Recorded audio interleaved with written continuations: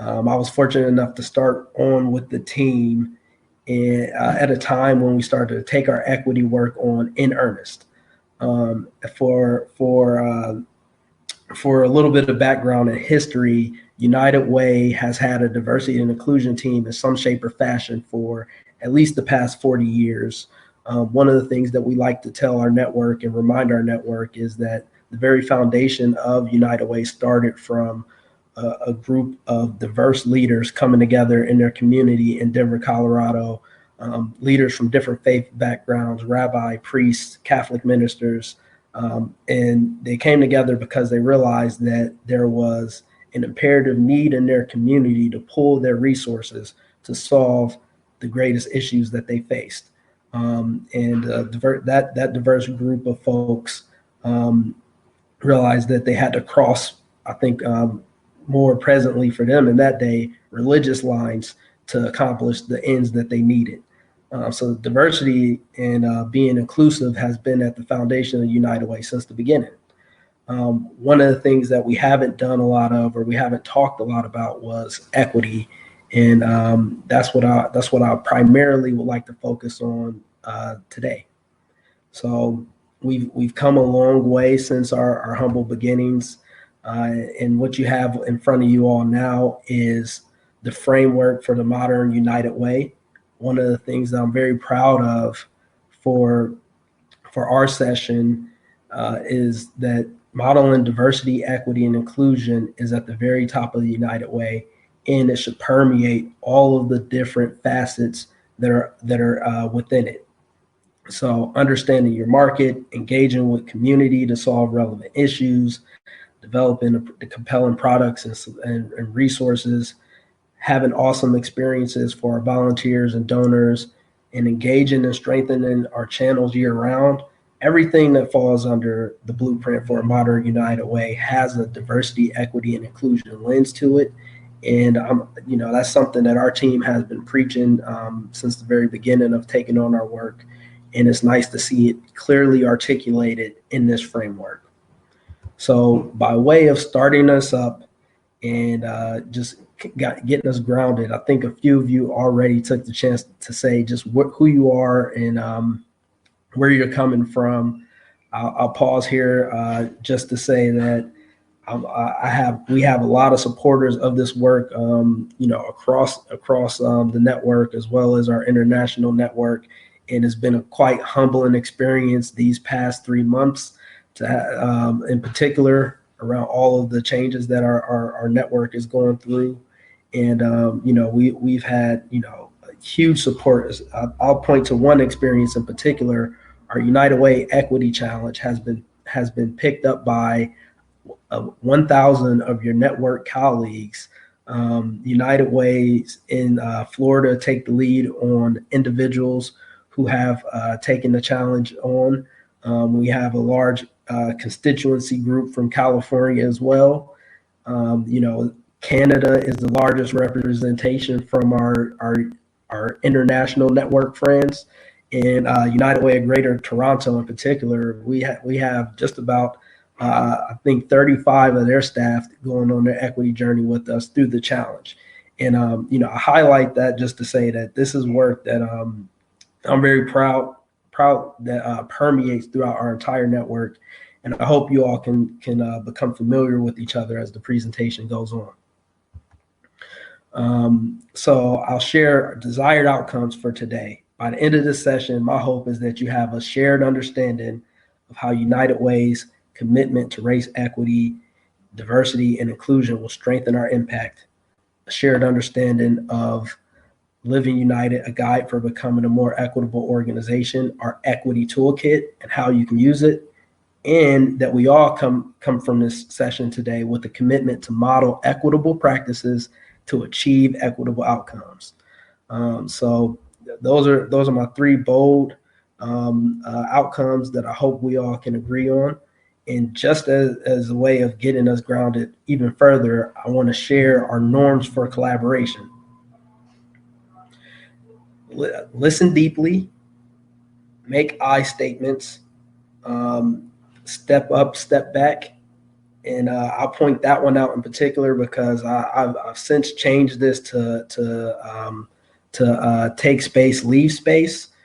Just thinking about, again, being more inclusive, really living our values as far as making statements that are inclusive. Accessibility is one that kind of rings true for this statement in particular. Everyone can't take a step up or a step back. So I think, take space, leave space is a more appropriate way of saying that. All of that to say, in the chat, in the conversation I'm asking you all to have, you make sure that you're using appropriate space. We also have something that's called use ouch and oops. And all of that is to say that someone in the chat may say something that you don't agree with or causes harm, and you can call it out by saying ouch, and they can respond by saying oops. I didn't mean to frame that comment that exact way. Here's what I really meant, and they can offer a way of apology by saying that. Be willing to be uncomfortable throughout the presentation. Expect and accept that there may be a lack of closure. I'm really condensing a lot of content from a very large, as some of you may know, a very large toolkit. And then finally, trust intent and take responsibility for the impact of what's said and done in today's session. So I'll start off by saying the case for diversity, equity, and inclusion is one that we really try to lead with, especially as we articulate the model for a modern, united way. One of the things that it becomes very clear once you dig into this topic is that having a clearly articulated plan around diversity, equity, and inclusion, it'll align with your mission and values. It'll stimulate innovation. You'll create better solutions. You'll increase the resource opportunities among donors and volunteers that you have. You'll enhance the reputation and brand positioning that you have, and you'll attract and retain new talent. All of the research out there about the rising job market indicates that millennials as well as Gen Zers place a high value on diversity, equity, and inclusion in the workplace, and that they want to work for organizations who lead in those efforts and excel in those efforts. The other core component of the research that we like to cite is that individuals like to see themselves well represented. That speaks to the idea of attracting and retaining talent. And then going all the way back to the very beginning of how does this work align with our mission and values?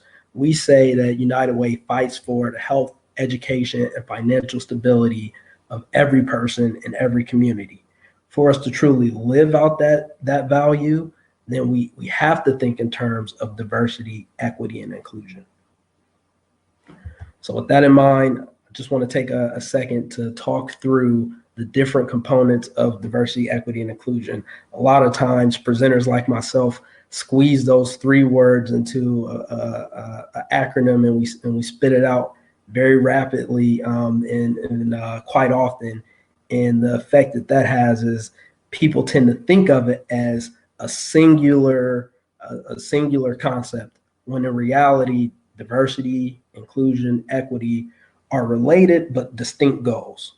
So when I say diversity, what I mean is a diversity of people and perspective, and more specifically, a diversity of the experiences, identities, backgrounds that people have as individuals. That could be anything from the phenotypical things that we usually associate with diversity, like race, gender, age, things that we usually can perceive visually, as well as things that you have to dig a little deeper to find out about an individual, such as their marital status or their sexual orientation or past military experience. Those are components that of identity that one may hold. So when we say diversity, we mean all of those things. Inclusion is the power and voice that a person feels within an organization.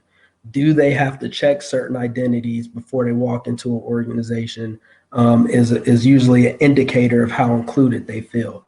Do they have the power to voice concerns, bring concepts up within team meetings, and take on projects and lead work? Do they feel like their opinion is valued and that they have shared respect within an organization? Are the components of who they are, those kind of diversity elements that we talked about earlier, are they celebrated and welcomed? And then finally, equity is more akin to the results of policy and practice. Are folks being brought into an organization, rewarded for their efforts, and promoted in an equitable fashion? Are we retaining talent and attracting talent from diverse backgrounds and experiences? Once within the organization, do they have the resources available to them to thrive? One of the things that we talk about and we'll delineate in the next section is the difference between equity and equality. And equity says that folks should be given the amount of resources they need to thrive. So with that in mind, just want to illustrate the difference between equity and equality. As folks who've been through many of these diversity and inclusion sessions before can attest, they've probably seen some shape or fashion the image that you have in front of you, and what it's supposed to indicate, and what the various other forms of this image indicate is the difference between equality and equity. It's been argued that equality is giving everyone the same resource or the same access to the same resources. What you see on the left-hand side is everyone is given a box to enjoy the field of play in front of them. What you see on the right-hand side is equity, meaning everyone's given access to the resource that they need to enjoy the game.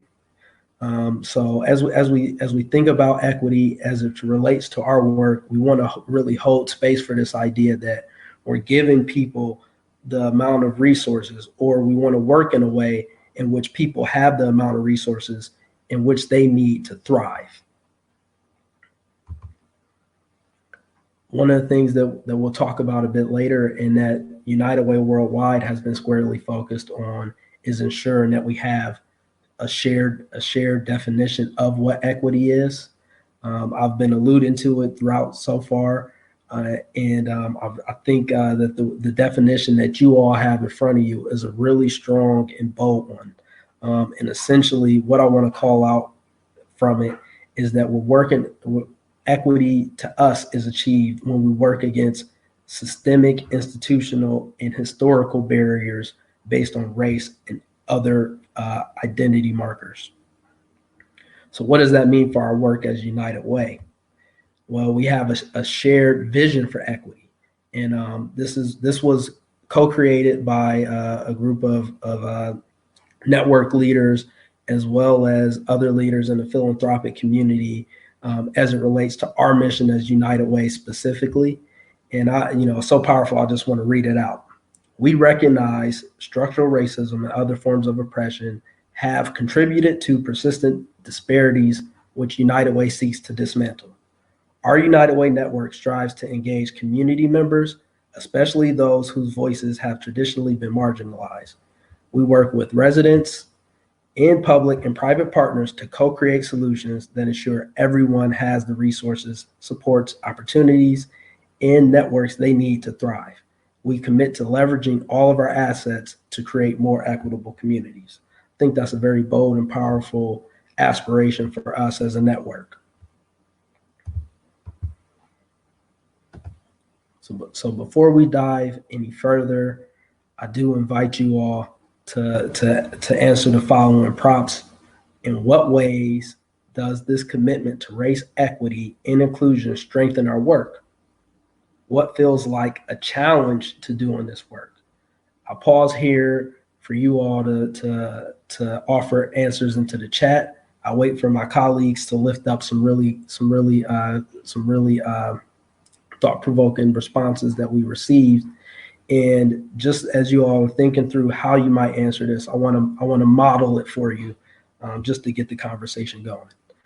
So in what ways does this commitment to race equity and inclusion strengthen our work? For me, when I started with the organization 2.5 years ago, I thought it was a very lofty goal or a lofty vision for ourselves to say that we fight for the health, education, and financial stability of every person in every community. When I heard that, to me, I felt as if that meant we were going to fight for the most marginalized folks within community, which unfortunately tends to be people of color, which tends to be women, which tends to be our LGBTQ family and friends, which tends to be those who are low income, and the way in which I interpret that was quite different from what others thought. And I shared my interpretation of that work with my wife, and she said, "Well, you've kind of read into that vision, and if that's really what United Way wants to stand for, then they should call that out specifically." And I think that is what's going to strengthen our work, being able to call out specifically the ways in which saying that we have a commitment to race equity strengthens our work. That signals to community, that signals to community partners, that signals to corporate partners that we're serious about this work, and we aren't afraid of calling out the inequalities that we see in our community. So I want to thank Kristen for the comment that they lifted up. So it strengthens our work by truly engaging our whole community instead of just our white community. Absolutely. What we saw, if you all were in the session earlier with Edgar and Vu, is that we have overwhelmingly, or a predominantly white network, and we are a predominantly white network at leadership level. And the interpretation of that by many folks in community is that we are concerned mostly for white communities and not communities of color. But I think having a well thought out and well articulated vision for racial equity definitely strengthens the work that we want to do. Seeing another comment from John, we can make sure that the work we do is actually helping the communities we serve, not what we believe will help. Absolutely. What I hear in that statement is this idea that we're co-creating solutions instead of going in community and offering solutions that we think work best. So I appreciate all the comments in the chat. I want to keep us going and keep moving forward with another question for you all to consider. And as you're considering that, so I want to ask, what are your leading edge questions about diversity, equity, and inclusion? I'm sure as you all will see that many of you are thinking about the challenges ahead. That's what that cute little image is supposed to indicate. What's the icy path that you all have to forge your way through to do this work well? What are the things that you envision as the challenges on your way? So as I wait for those comments to come in, I'm just going to go back into the chat and lift up some of the answers to the previous question. Maureen says it empowers us to have this conversation, question delivery of our work, and engage corporate and individual donors honestly and differently.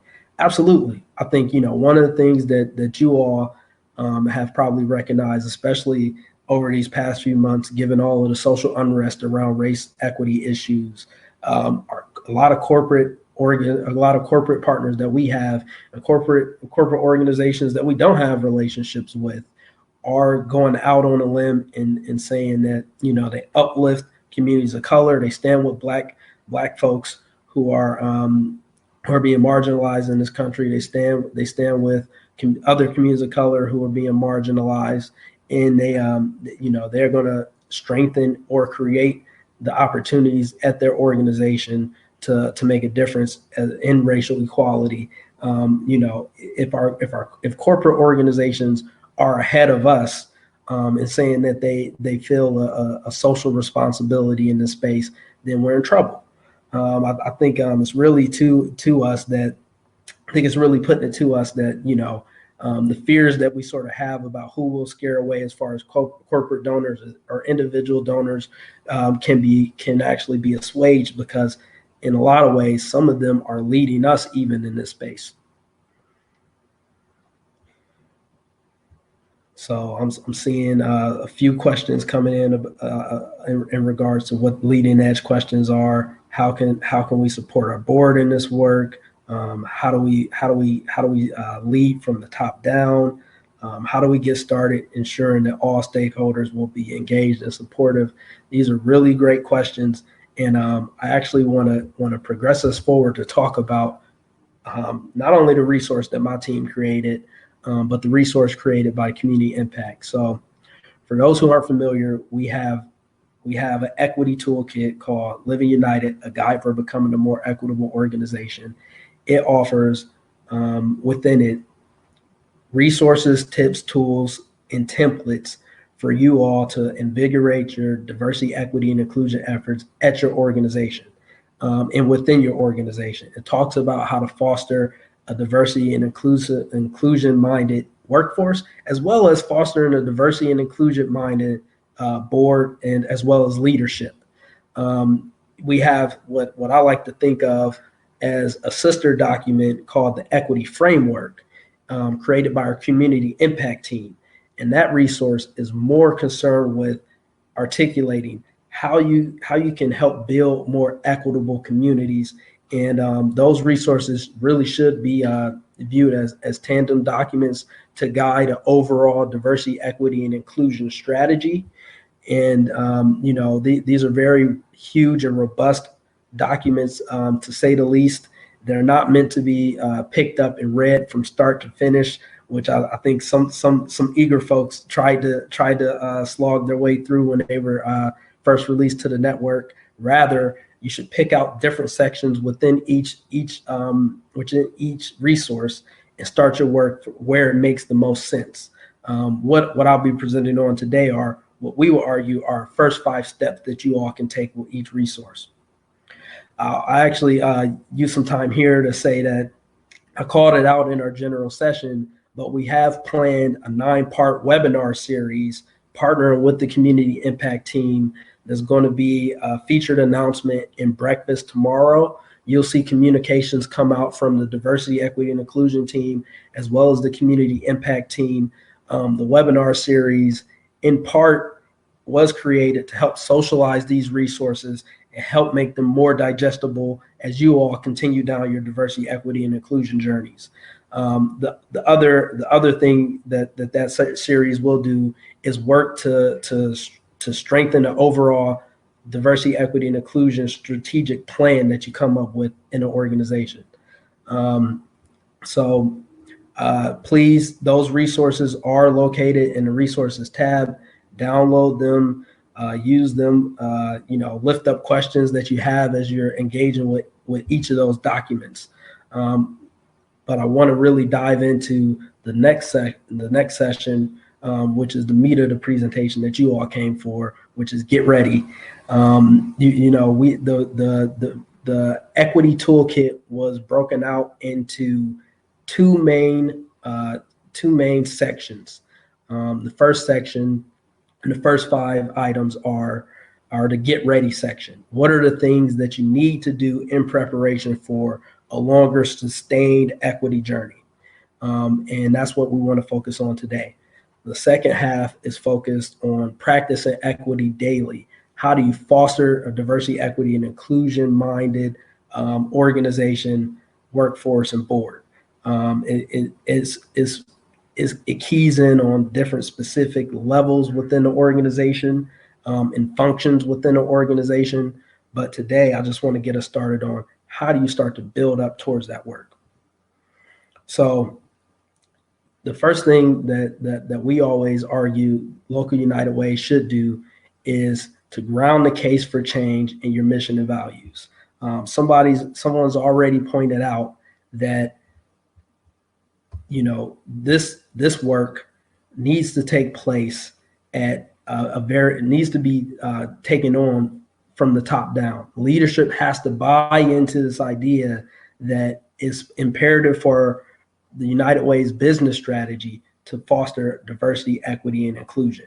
And one of the ways, if you find yourself at an organization where a leader isn't quite there yet, but you have energy around making this change for the organization, one of the things that you need to do is ground the case for change and the mission and values and present that to leadership.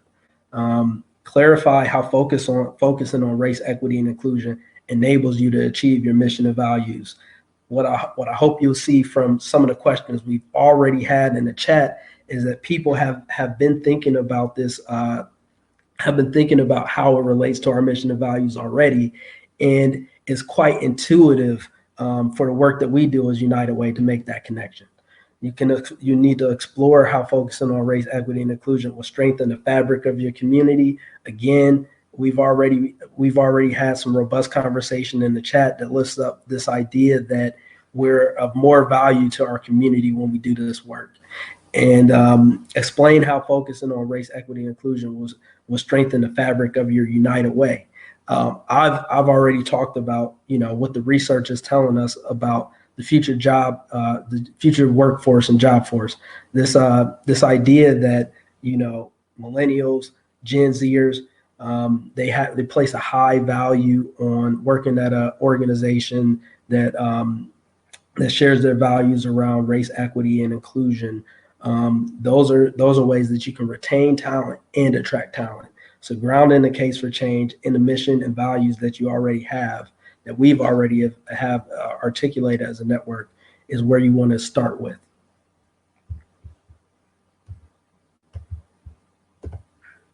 So build your team and map out your process. This as I've alluded to, this isn't a journey that we envision one person within an organization is going to take on all by themselves. I recognize that certain organizations are a lot smaller than others, but I will really challenge those folks who even have a small organization that may be a 5-person shop, a 10-person shop. Who are the engaged champions of this work, from the experience that you've had talking to board volunteers, talking to community volunteers. Who are folks that you can pull into this process who have a vested interest in making your organization better? Who can you pull into the process for this work?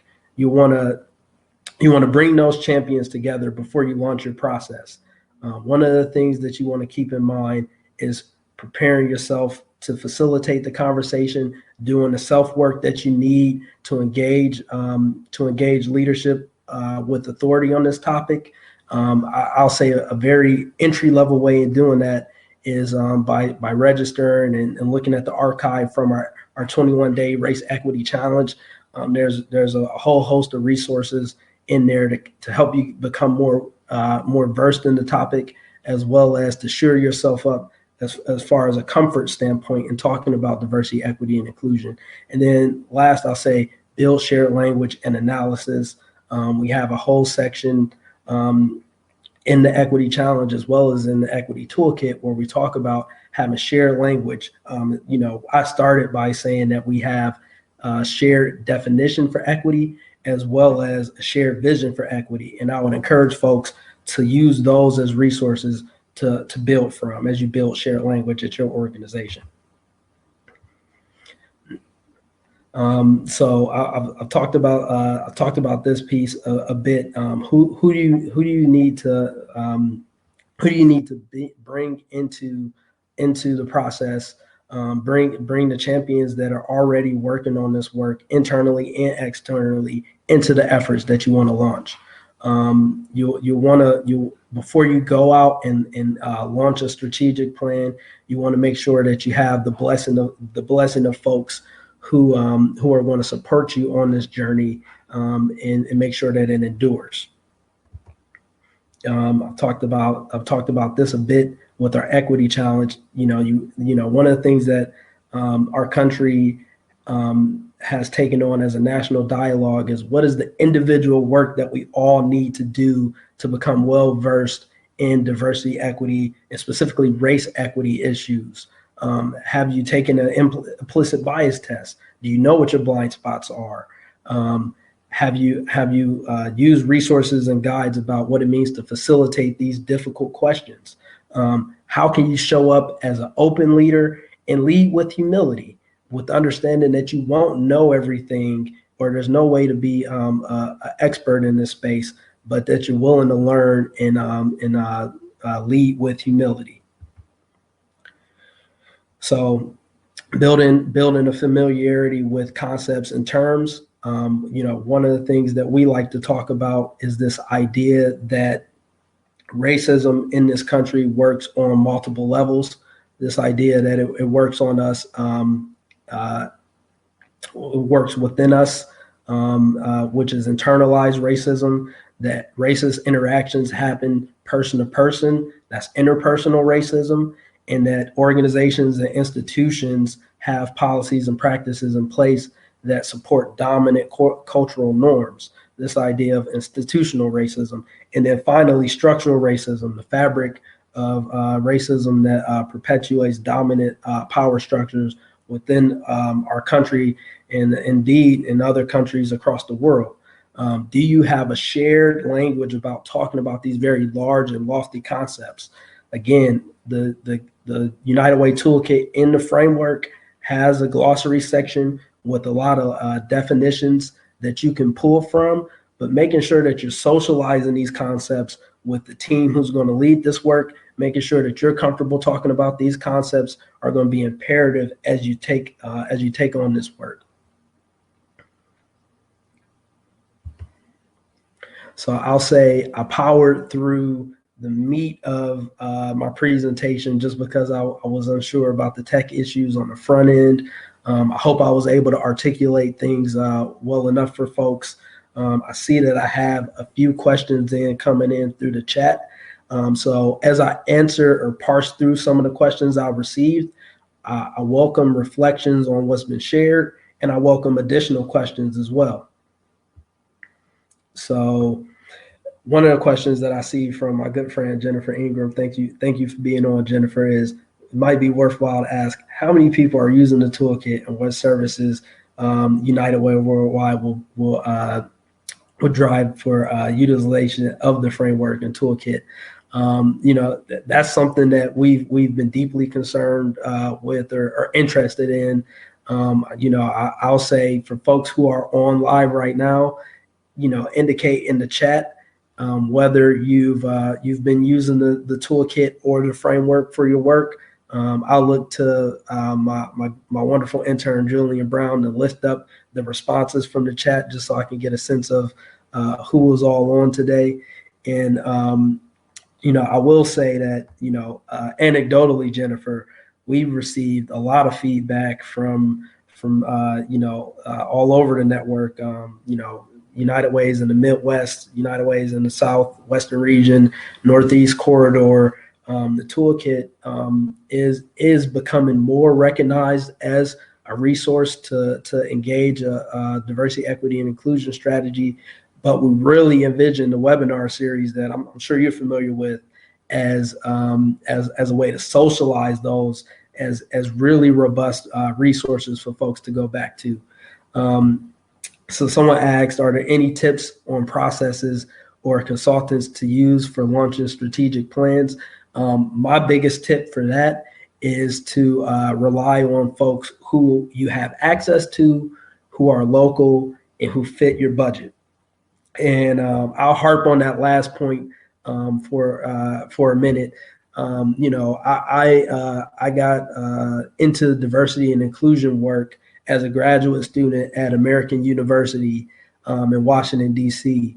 And one of the things that our Center for Diversity and Inclusion did was we hosted, really robust trainings year round that were for students, staff, and community members.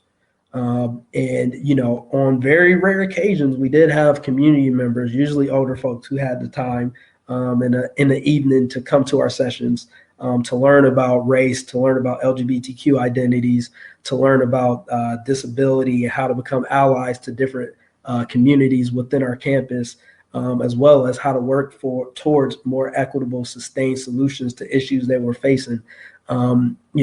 These were free learning sessions that I facilitated, but also a staff of 4 diversity, equity, and inclusion staff were responsible for leading and facilitating. It was a relationship with the university and the community where they would be offered in perpetuity for free. So I always encourage folks to look towards universities who may be leading in this space. I would also say you may have someone who's a board volunteer who's really engaged around this work. You want to, I know budget is usually a huge barrier for folks in this work, and I don't want it to be prohibitive for helping to think through how to engage in it strategically. Use all of the resources at your disposal, but if you do have the budget, the advice I'll give you is to think locally. Who do you have that has a really grounded understanding of the community that you serve? There are a lot of national names and organizations that we work with. I'm hesitant to ever recommend them, because they won't be as well versed in the fabric of your community, but you can always use them as resources as well. We at United Way Worldwide work with Interaction Institute for Social Change. They're awesome. They're based in Boston. Jennifer Ingram is in the conversation. She was the Chief Diversity, Equity, and Inclusion Officer at United Way of Cincinnati. She's a consultant that our team is always happy to recommend to folks if she has the bandwidth, as well as the good folks at Racial Equity Institute. But again, you have to, I would say, do your research before you approach any consultant and think through what are your specific needs. I've seen a question from Rachel. I fear that our leadership is going through to rush this work to check a box. How do I ensure that the work is ingrained into every area and therefore never ends? I think the simple answer to that is really to articulate to leadership that this is work that has to permeate every facet of the work that we do. I know I'm at the 3-minute mark, and I'm sorry I couldn't get to every question, but I really want to harp on this question from Rachel for just a bit. If diversity, equity, and inclusion only lives with a diversity, equity, and inclusion committee that's been stood up by staff or volunteers or board volunteers, and it's not something that's fostered throughout the entire organization, then it won't permeate all of your work. I think as you bring champions together, Rachel, as you map out your plan and process, I think as clearly as you can articulate that every facet of the work within the organization has a diversity, equity, and inclusion component to it, whether it's the communications that you have to corporate partners, to the public, to agency partners, whether it's in hiring policies from HR, retention policies as well, to articulating the importance of having diverse vendors, and the way you procure goods and services, making sure that minority-owned and women-led organizations are represented in who you're giving your money to as you go out and spend in community. Articulating that it's a facet of everything that you do is what's going to make the most sense to a leader, because those are the things that they're thinking about at the very top. So sorry I couldn't get to every question, but I do want to ask this final question for folks before we wrap up. What are some individual next steps that you would like to commit to? And I'll model for you all what the commitment from our team is. I'm glad that Jennifer Ingram was on. I'm glad that Iola Fortune was able to join us as well. The commitment from United Way Worldwide is that we are going to continue to lead the network in this work. You've seen that with the recent membership requirement changes. We aren't going to leave the network out to hang on those issues. You see a lot of communication from us going forward on how you can meet those standards and exceed them, as Brian Gallagher always says. And I really will point to the Advancing Equitable Change webinar series that Community Impact and the Diversity, Equity, and Inclusion team is going to lead. That is going to be, I think, a really foundational space where it'll help you articulate your leadership strategy. So I appreciate you all joining me. Sorry I ran out of time towards the end to engage with you all. And please, you have my email, you have the resources in front of you. Reach out to me if you have any more questions about this work. Thank you.